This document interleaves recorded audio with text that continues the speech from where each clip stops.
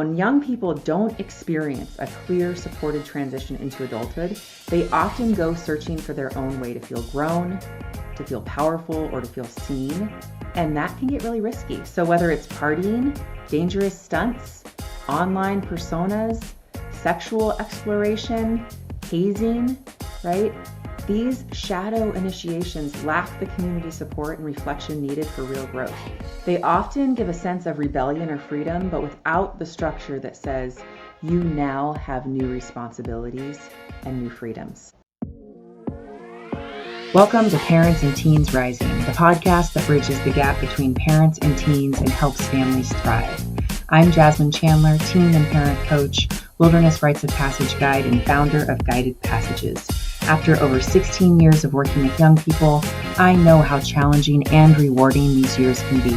Each week, we'll explore real conversations, practical tools, and fresh perspectives to help you connect with your teen, support their confidence, and navigate the ups and downs. Let's rise together.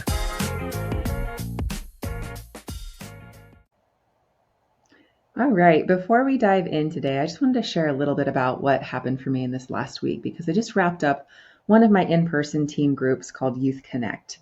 And this is an in-person gathering space where teens come for 8-week sessions where we sit in council together, we play games, we have activities, and we basically just, create a safe space for connection and vulnerability and authenticity. And I've been running this program for 4 years now.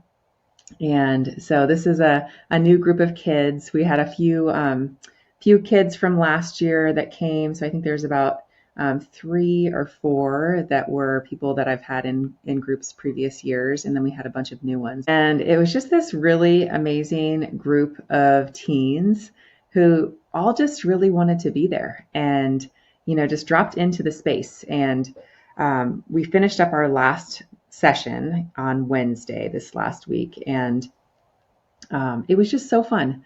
We have a really amazing 22-year-old co-facilitator, and then I also have a high school senior assistant mentor. Both of them are members of my Rising Youth Leadership team, and this is a new program that I've started that's really helping to bridge the gap from participants coming to my programs, but then having kind of the next step to step into. And so both of these young people, are kind of, just really stepping into leadership roles. And so one of them is now, a full-fledged paid co-facilitator, and the other one is getting volunteer hours for their high school completion. And they were just such, integral components. And so I love having, young people really help with that bridge process so that, they can really connect in a different way than I can connect with the young people, both of which are really meaningful and impactful, but they're very different. And so basically we had an amazing team and we had an amazing group of kids. And this final session, we spent so much time sitting in circle and talking about issues and things like that, which, was the most that we've spent for the entire fall round together. Because usually, we'll have about 20 minutes of weather reports and checking in and kind of introducing a topic for the day. And then we might do some solo journal time or something like that. And then we'll play a game, and then we'll, make some food or do an activity, do some painting or art or something like that before we come back to our round of council at the end, where we have, our wins and challenges and our prompts related to the topic and things like that. But this time, they were just opening up so much that we just ended up sitting in our first round for like an hour. And then we had, 20 minutes to play a game and pop popcorn and all of that stuff before we came back to council. And so they just had so much capacity to sit and listen to each other and share what was on their hearts and minds. And it was just amazing. It was just such a sweet experience to see, these kids really being able to just drop in and feel safe to express themselves and all of that. And I just left just feeling so uplifted and like, wow, that's so cool that I get to do that with my day. And I asked them to share at the very end. We went around one more time in the circle, and I asked, say one win or gratitude or something that you're taking away from this fall session, this fall round of our group. And the kinds of things that they said were so awesome. One of them was, I made new friends, um, or I felt really safe to share. Or one of them said that, since I've been coming to this group, it makes it so much easier to go to the counter and order something without just like tripping over my words and getting so anxious because I'm getting used to talking with people. So just those kinds of things are just like, I enjoyed this so much. I'm like, okay, awesome. We did something here, 2 hours a week with these kids of just welcoming them in, wanting to know about their day, wanting to learn more about them, having some, safe and healthy activities to do with them. And for them, it's like a safe haven. And, we have now about a month and a half off between now and our winter session. And several of them were like, it's too long. I don't want to wait that long to come back, and all of that. And that just felt so good to hear that this is a space where they want to be and they feel good to be. And so just wanted to share that. I'm kind of just still riding that high. And I had another parent reach out the other day saying, send me the information for winter. My daughter couldn't come in the fall and she's been missing it so much. And so, yeah, anyway, if you are in Southern Oregon and you have, a middle schooler or a young high schooler that is really looking for some more connection, reach out, because we're going to be starting back again on January 7th for our next 8-week session. But yeah, that's called Youth Connect, and that's through my youth organization, Guided Passages.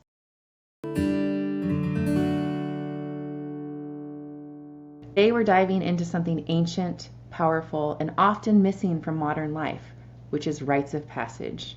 We're going to explore what they are, why they matter, and how they help teens grow into strong, grounded adults. I'm going to walk you through my own story and how rites of passage changed my life, what a rites of passage actually is, and how cultures around the world have practiced it for centuries, the risks teens face when they don't have a clear supported transition into adulthood, and how rites of passage help teens develop confidence, resilience, and purpose. Let's get into it. So for starters, I want to share my story. So when I was 19 years old, I went on a 10-day wilderness rites of passage trip that completely changed the direction of my life. At the time, I was in college, but I felt lost, disconnected, and unsure of who I really was.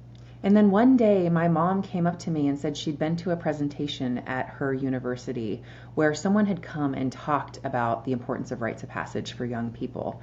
And my mom heard that presentation and she thought of her kids. She thought of my brother and she thought of me and how this could be a really impactful thing for us at this stage of our lives. And so both my brother and I ended up going on this trip into the Steens Mountains of Eastern Oregon with this woman who had given the presentation in my mom's psychology class. And it ended up being so absolutely transformative for me. It was this opportunity to sit with myself, to sit with nature, to be in community and have mentorship and guidance, and to really ask those deeper questions of myself. Who am I? What's important to me? How do I want to move through this world? What do I want for myself and what do I want for my life? And the guides really facilitated this beautiful container where we would sit in council together and we would talk about our intentions and what we wanted for ourselves. And then ultimately, they sent us out on a 4-day solo time where we each went and found our own spot and sat with ourselves with just 4 gallons of water, no food, a tarp, a sleeping bag, and nature. And we really had to face into our fears, face into ourselves, and face into those deeper questions. And by the time I came back from that solo time, I was a different person. I had pushed through so many things, so many fears, so much anxiety, so many questions, so many past experiences that I was able to process and really check in with myself about in order to move forward and heal from those moments. And when I came back, I was able to tell my story to the group, and my mom and my best friend actually came and they heard my story too, and they welcomed me back into the community, right? And so it was this amazing moment where I stepped out of my regular everyday life that just felt kind of like I was going through the motions and I didn't even know why I was doing it, and I was transported and catapulted into this ceremonial moment where I was deeply listened to and deeply supported and deeply held.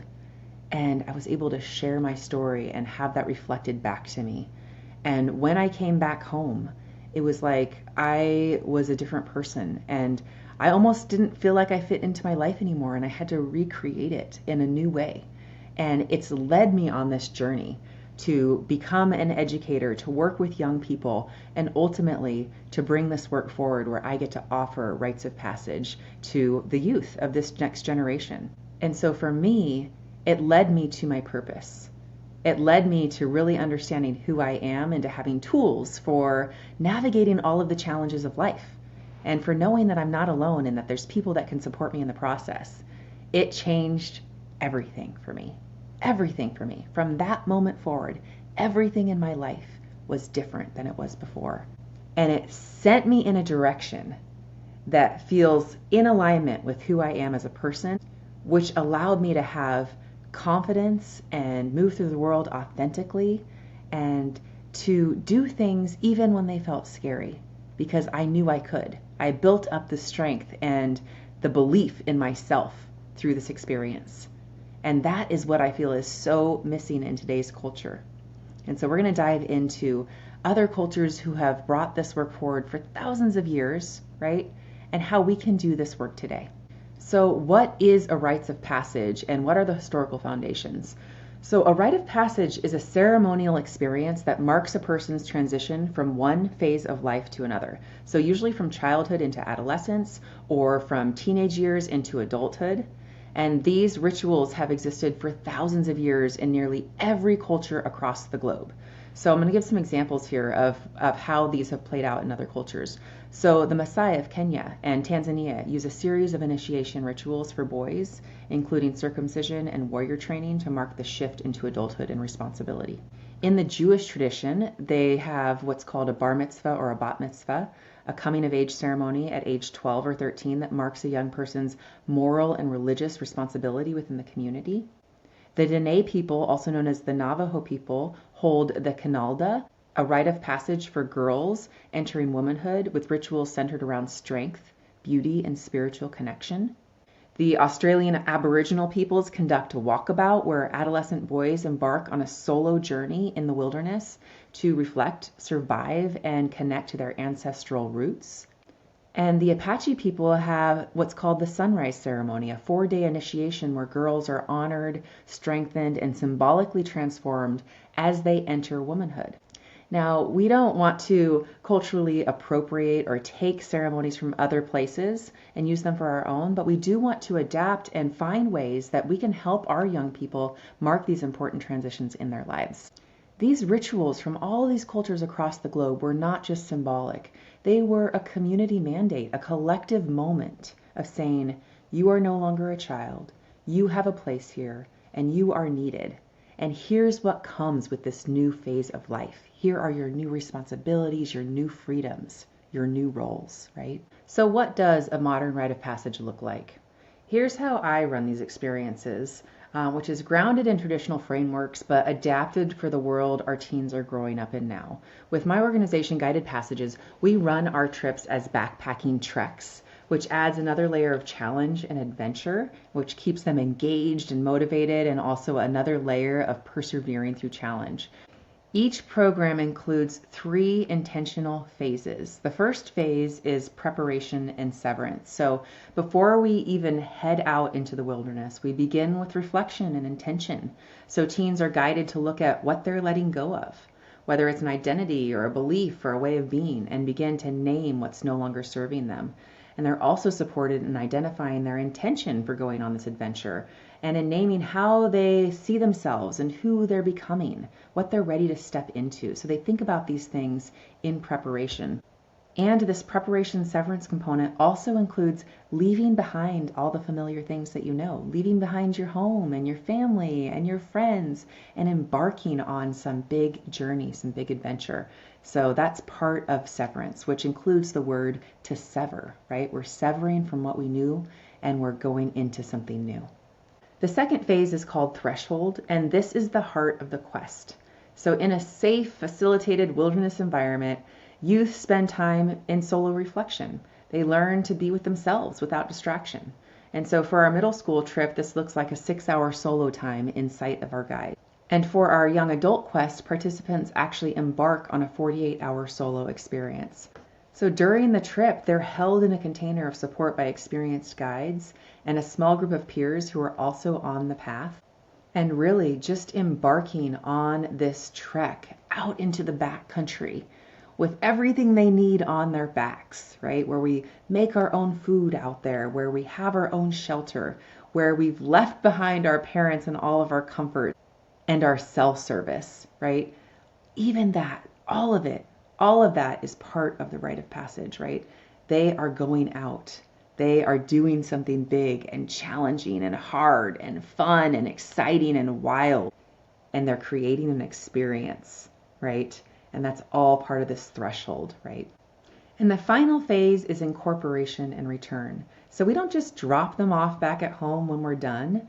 They actually return to a welcome home circle where they're witnessed by their parents and by the community, and they get to share their stories about what they discovered about themselves, what they saw out there, what new realizations they've come to. And they get to hear that reflected back by the guides and reflected back by their parents and hear how proud their parents are of them, right? And how many moments are there like that in our everyday society where parents sit down in a ceremonial way with witnesses and tell their young person, their son or their daughter, how proud they are of them. It is such a powerful moment of return where they get to be witnessed and celebrated and welcomed into this new phase of life.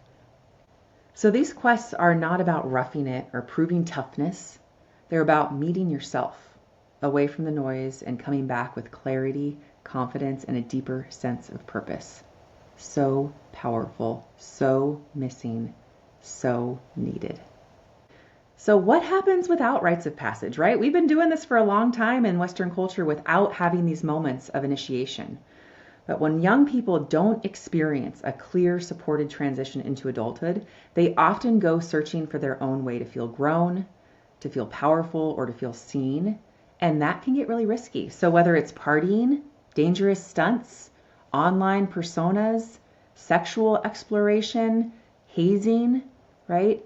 These shadow initiations lack the community support and reflection needed for real growth.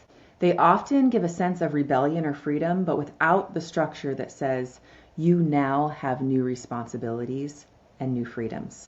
So what are the benefits of a rite of passage? I want to give you 5 benefits of ways that rites of passage help support teen growth, okay?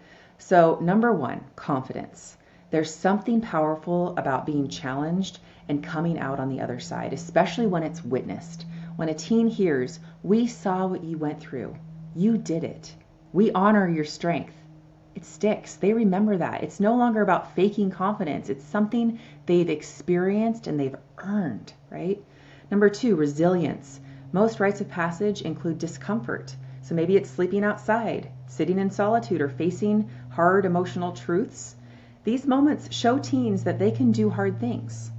They build an inner voice that says, I've made it through before and I can do it again. All right. Number 3, it creates community mindedness. So rites of passage remind teens, you're not doing this alone. You're part of a lineage of elders, of peers and mentors who are all with you, right? And this fosters deep respect and responsibility for something bigger than themselves, which is so needed in a world that often pushes isolation or individual achievement over belonging. All right, number 4, perseverance. These experiences are not instant gratification. They take time, effort, and patience. So whether it's hiking, fasting, journaling, or holding silence, teens learn that meaning takes work, and that's a lesson they're going to carry into every challenge that comes their way in the future. And finally, number 5, sense of purpose. And this is maybe the biggest gift that can come from this. When teens step outside their usual distractions and are asked real questions like, who are you? What do you care about? What do you want to stand for?